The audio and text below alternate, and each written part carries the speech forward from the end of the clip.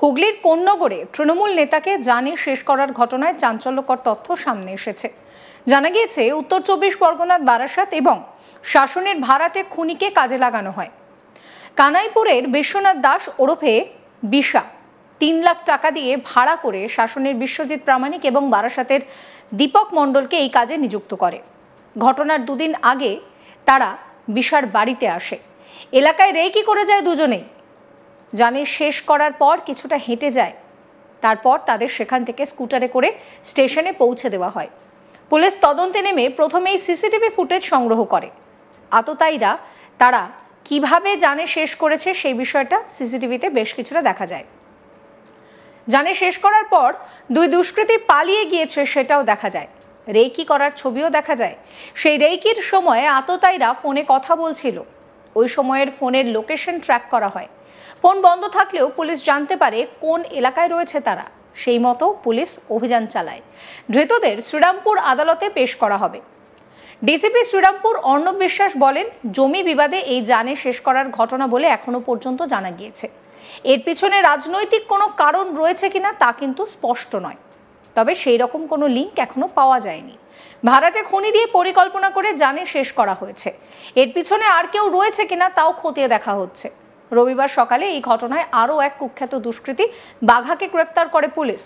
বাঘা ওরফে ভোলানাথ দাসের ভাই বিশা ওরফে বিশ্বনাথ দাস সহ দুই ভাড়াটে খুনিকে আগেই গ্রেফতার করেছিল পুলিশ। পুলিশ জানিয়েছে যে বাঁকুড়ার সোনামুখী থেকে বাঘাকে গ্রেফতার করা হয় রবিবার সকালে। বাঘা কানাইপুরে ত্রাস ছিল একটা সময়। হুব্বা শ্যামলের ভয় সে এলাকা ছেড়েছিল। কানাইপুরে জমি সংক্রান্ত বিবাদের জেরে তৃণমূল নেতা পিন্টু চক্রবর্তীকে জানে শেষ করার পরিকল্পনা করে বাঘা।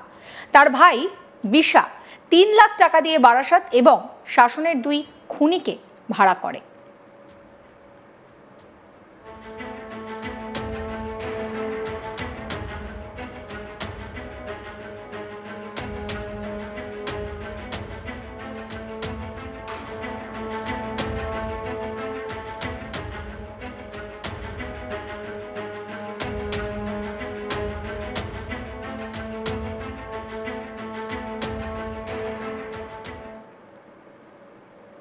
এই নিয়ে আমার কলিগ রাহি হালদারের একটি রিপোর্ট রইল আপনাদের জন্য। পঞ্চায়েত সদস্য পিন্টু চক্রবর্তীর তার সঙ্গে ঘটা যে নারকীয় ঘটনা, যেভাবে তাকে তার যে অন্তিম পরিণতি, যেখানে তাকে দুষ্কৃতীরা একেবারে জানে শেষ করে ফেলে, সেই ঘটনার চাঞ্চল্যকর মোড় তুলে এনেছে পুলিশ। ইতিমধ্যেই পুলিশ গ্রেপ্তার করেছে ৩ জনকে। এই যে পিন্টু চক্রবর্তীর তার সঙ্গে ঘটা যে নারকীয় ঘটনা, সেই নারকীয় ঘটনার প্রেক্ষিতে সিসিটিভি ফুটেজ দেখে 3 জনকে শনাক্তকরণ করা হয়েছিল এবং পরবর্তীতে সেই সন্দেহভাজনদের লোকেশন ট্র্যাক করে তাদেরকে একজনকে বারাসাত আর একজনকে বেলঘড়িয়া থেকে অ্যারেস্ট করেছে উত্তরপাড়া থানার পুলিশ। এই যে পিন্টু চক্রবর্তীর সঙ্গে ঘটা যে নারকীয় ঘটনা, যেখানে তাকে একেবারে জানে শেষ করা ফেলা হয়েছে, সেই সিসিটিভি ফুটেজ আমরা দেখেছি, যা একেবারে ভয়ঙ্কর বলা ভুল। মানে যে কোনো মানুষের হাড় হিম করে দেওয়ার মতন ঘটনা।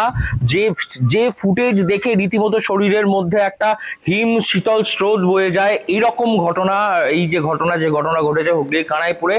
তবে এই ঘটনায় যে একটা উল্লেখযোগ্য মোড়, সেটা হচ্ছে যে যেভাবে যে তৃণমূল কর্মী তার যে অন্তিম পরিণতি হলো, তার এই ঘটনার এত পরিমাণে যে ব্রুটালিটি, সেই ব্রুটালিটিটা হওয়ার কি বিশেষ কোনো কারণ ছিল? সেই প্রশ্ন আমরা করেছিলাম পুলিশের কাছে এবং তার পরিপ্রেক্ষিতে পুলিশ যা উত্তর দিচ্ছে তা আরো চাঞ্চল্যকর। পুলিশ বলছেন যে যারা এই ঘটনার সঙ্গে যুক্ত রয়েছে তারা নাকি আরো অত্যাধুনিক অস্ত্র সেগুলি ব্যবহার করতে পারেন না।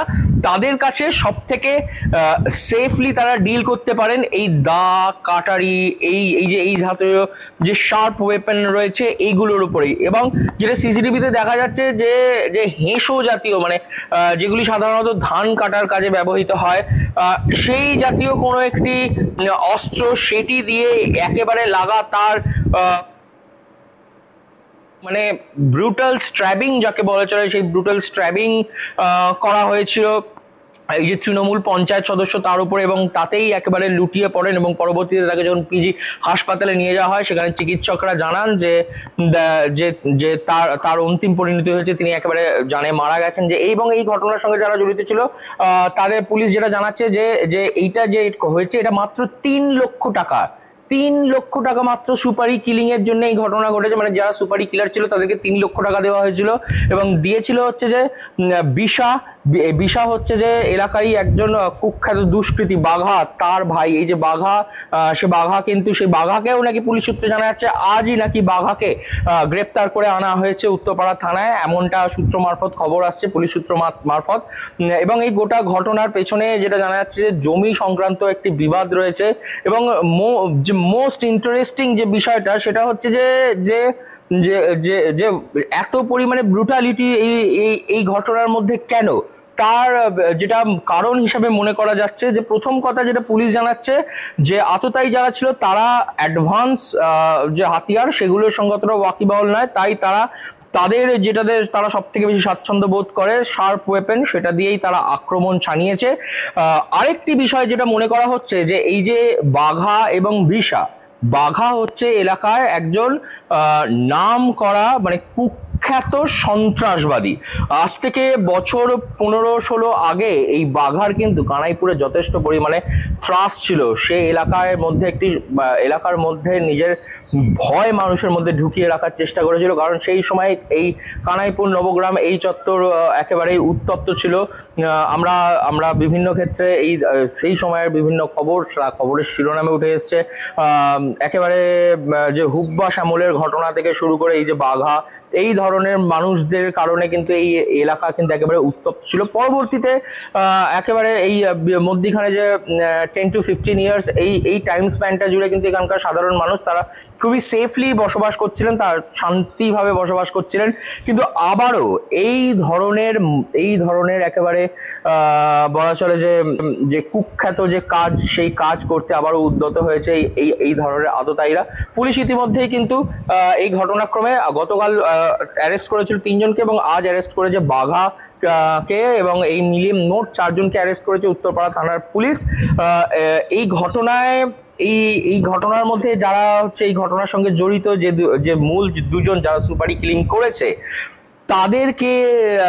তাদের থেকে মূলত পুলিশ যেটা জানতে পেরেছে যে তারা এই ধরনের ওয়েপেন ব্যবহার করছিল, এই ধরনের কারণ তারা হচ্ছে অ্যাডভান্স ওয়েপেন ব্যবহার করতে জানে না, সেই কারণেই তারা নিজেদের যেটাতে তারা স্বাচ্ছন্দ্য, যেটাতে তারা 100% ভেবেছে যে তারা একদম কাজ কনফার্ম করতে পারবে, সেই কারণেই এই ধরনের ঘটনা ঘটেছে। এবং বলে রাখা ভালো, এই ঘটনা কিন্তু একদিনের নয়, ঘটনার আগে রেকি চলেছে। টানা 2 দিন আগে বিশার ফ্ল্যাটে এসে এই 2 জন ব্যক্তি তারা কিন্তু এসেছিলেন, তারা রীতিমতন প্ল্যান ছকেছেন এবং প্ল্যান ছকেই এই ধরনের ঘটনা ঘটিয়েছেন। এবং যেটা ওয়াকিবহল মহল যেটা মনে করছে যে একটা প্রশ্ন বারবার ঘুরে বেড়াচ্ছিল যে why this such a brutality, তো সেটার উত্তর একটা পাওয়া যাচ্ছে যে মানুষের মনের মধ্যে যে ভয় ধরে রাখা। কারণ হচ্ছে মূলত সন্ত্রাসবাদী যারা থাকে, এই ধরনের অ্যান্টি সোশ্যাল যারা থাকে, তারা কিন্তু মানুষের মনের মধ্যে ভয় তৈরি করে রাখতে চায়। এই ভয় তৈরি করে রাখাটা একটা অন্যতম কারণ হতে পারে।